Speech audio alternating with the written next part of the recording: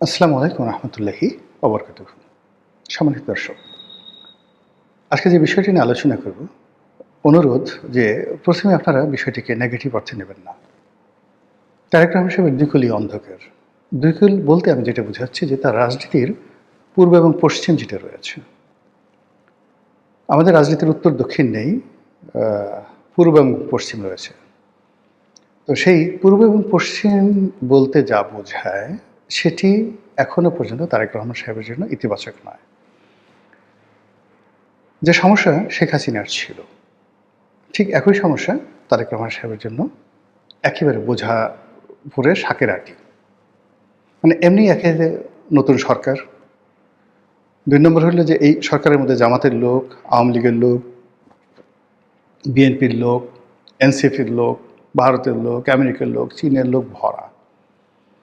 তিনি কাউকে বিশ্বাস করতে পারছেন না, তিনি কাউকে নির্ভর করতে পারছেন না। যে লোকের ধরুন পররাষ্ট্রমন্ত্রী নিজের না,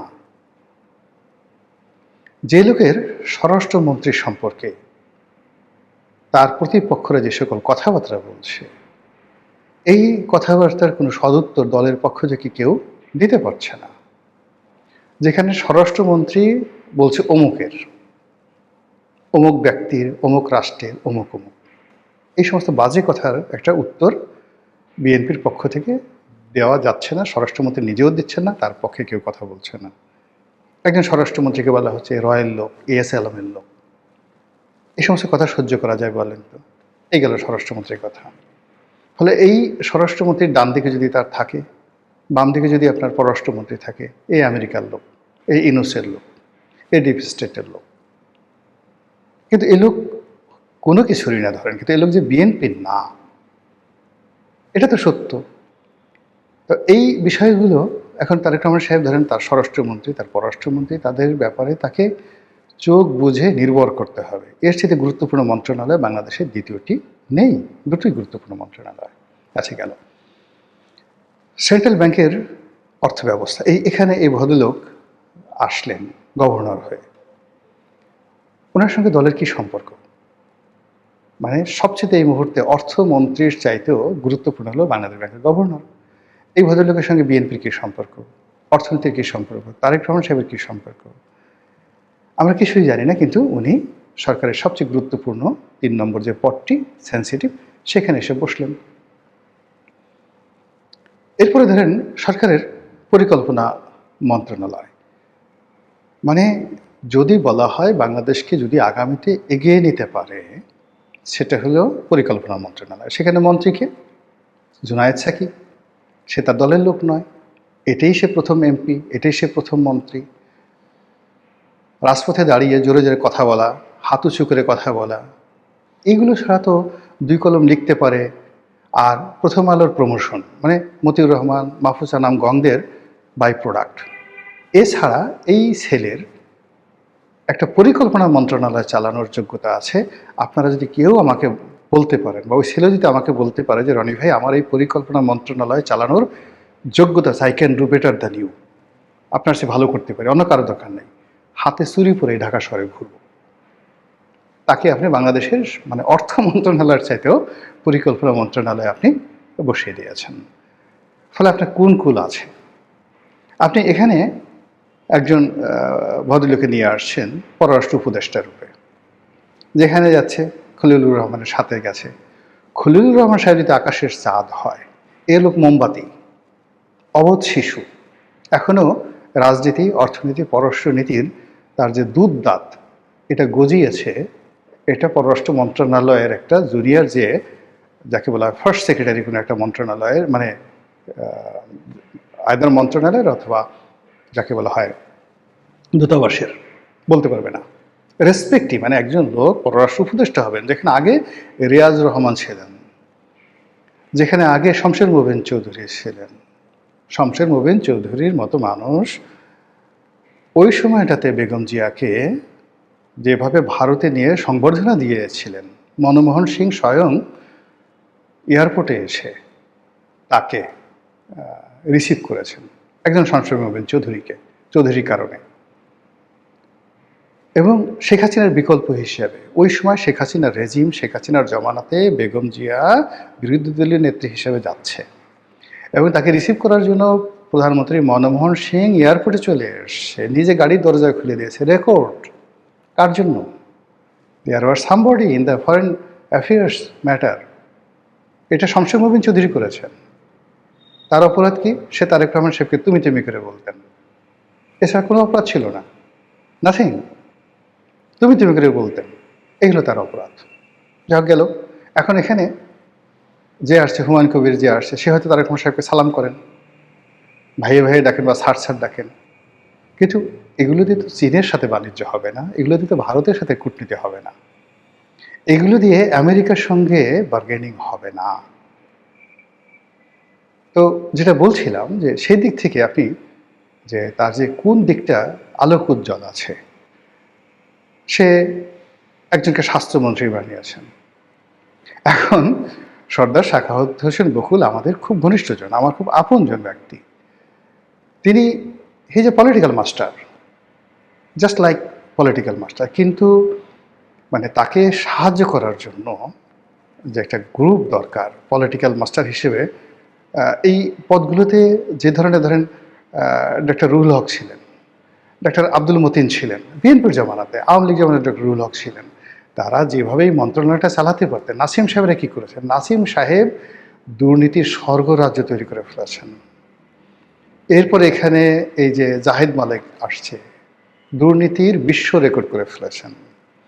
যখন এখানে রুহুল হকের বিরুদ্ধে দুর্নীতির অভিযোগ আছে, but there is a limited.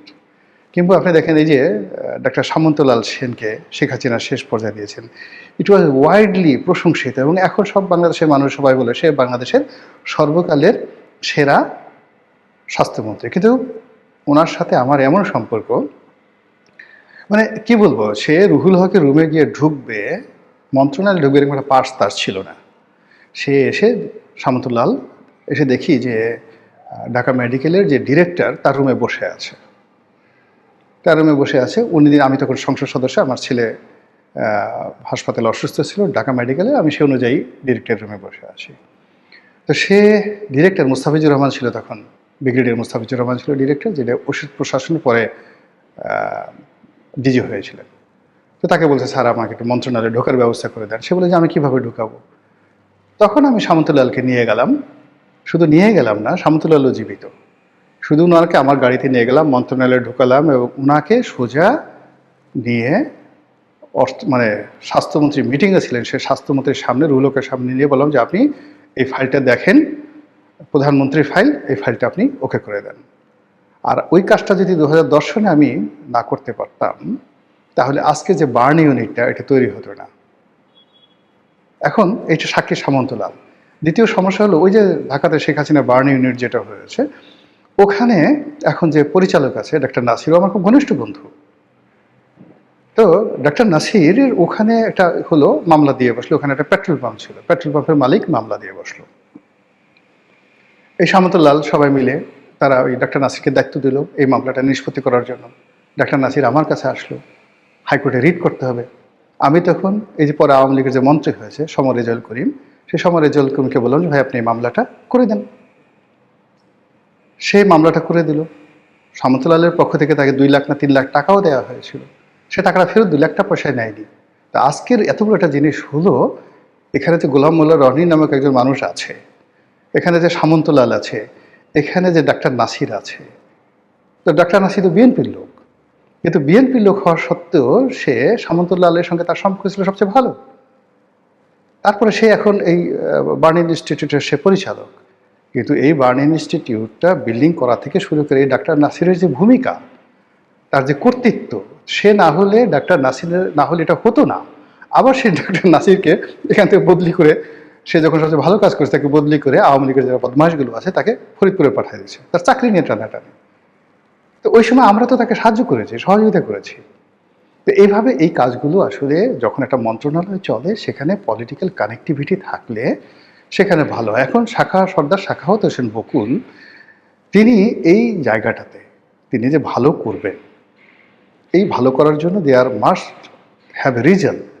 BNP দীর্ঘদিন এখানে ডাক্তার জাহিদ যেভাবে করতে পারতেন, এইভাবে এই মন্ত্রণালয়ে ওনার পক্ষে এই মুহূর্তে সম্ভব না, কিন্তু তিনি প্রচণ্ড দৌড়াদৌড়ি করতেছেন, বক্তব্য দিচ্ছেন, ডেইলি মানে ফাটাকেস্টের মতো ঘুরে বেড়াচ্ছেন, কিন্তু ফলাফল শেষ পর্যন্ত ঘোড়ার ডিম আসবে। এবং যদি দুর্নীতির অভিযোগ এসে যায় আগের মতো, আপনারা আশ্চর্য হতে পারবেন না। বিকজ স্বাস্থ্য মন্ত্রণালয়ের সিন্ডিকেটটা এত শক্তিশালী, এত বিরাট ব্যাপক যে ওখানে আসলে নিয়ন্ত্রণ করা very tough, very very tough. Anyway, যেটা বলছিলাম যে চীন টাকা দেবে না, এর কারণে পররাষ্ট্রমন্ত্রী গেছেন, চীনের রাষ্ট্রদূত তারেক রহমান সাহেবকে নিমন্ত্রণ জানিয়েছেন ভিজিটের জন্য। কিন্তু এই মুহূর্তে যেটি দরকার সেটি হলো আনলিমিটেড টাকা দরকার। চীন সেই টাকাটা দেবে না, বিকজ এটা লিখে রাখেন, যতক্ষণ না পর্যন্ত আমেরিকার সঙ্গে আমাদের যে চুক্তিটি রয়েছে সেই চুক্তি বলবৎ থাকবে, চীন একটি পয়সাও দেবে না। আর চীনের হাত থেকে যদি এইভাবে বাজেটের সাপোর্ট না পায়, সরকার পরিচালনা করা, বাজেট টেনে নেওয়া, এটা মানে এই মুহূর্তে এটা বলতে গেলে দুরূহ একটা বিষয়। দ্বিতীয়ত হলো যে আমেরিকাকে পৃথিবীতে কেউ কখনো সুখী করতে পারেনি, যেখানে সৌদি আরব পারেনি, কাতার পারেনি, যেখানে কুয়েত পারছে না, যেখানে ইরান পারেনি। ইরানের মতো এত ঐতিহ্যবাহী একটা রাষ্ট্র, তারা তো আমেরিকার সাথে সম্পর্ক রক্ষা করার চেষ্টা করেছে, তাদের প্রথম থেকে সুদীর্ঘকালের আমেরিকার সঙ্গে তাদের বন্ধুত্ব, সেটা তারা পারেনি। ইভেন খমেনি চেষ্টা করেছে, হয়নি। এরা সরাসরি অহংকারী, উদ্যত, তারা শুধুমাত্র সুযোগটা নেবে, তারপরে আপনাকে তাড়িয়ে দেবে। আমেরিকা বাংলাদেশ থেকে যা যা দরকার ছিল, প্রয়োজন ছিল, সব নেওয়া হয়ে গেছে। এখন তারা আপনাকে গলায় রশি দিয়ে ঘুরাবে, কিন্তু আপনাকে কিছু দেবেন। আপনি যত দুর্বল হবেন, যত অসহায় হবেন, তত তার কলোনি প্রতিষ্ঠা করতে সুবিধা হবে। এখানে যত গণ্ডগোল হবে, আপনি ততই তার পায়ের উপর পড়বেন, ততই আপনি তার মুখাপেক্ষি হবেন।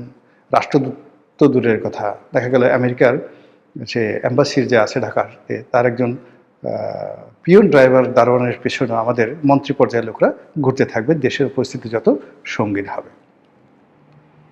5টা বছর একেবারে শেখ হাসিনার মানে সরকারের তো 2008 থেকে যে 14 পর্যন্ত স্বর্ণালীর সময়, সেখানে বৃহত্তর যোগাযোগ মন্ত্রণালয়, রেল, তারপরে যে সেতু বিভাগ, এই সব বিভাগের সংসদীয় কমিটিতে ছিলাম, 3টা সাব কমিটির চেয়ারম্যান ছিলাম, অ্যাকাউন্টস, অডিট, এই 3টা সাব কমিটির চেয়ারম্যান ছিলাম। ফলে একটা রাষ্ট্র কীভাবে চলে, শেখ হাসিনা স্নেহ করতেন মানে ওখানে তোফায়েল সাহেবের মতো লোক, আমু সাহেবের মতো লোক, ওবায়দুল কাদের সাহেবের মতো লোক হাত ধরে বলতেন যে নেত্রী তোমারে পছন্দ করে, আমার বিষয়টা একটু বইল।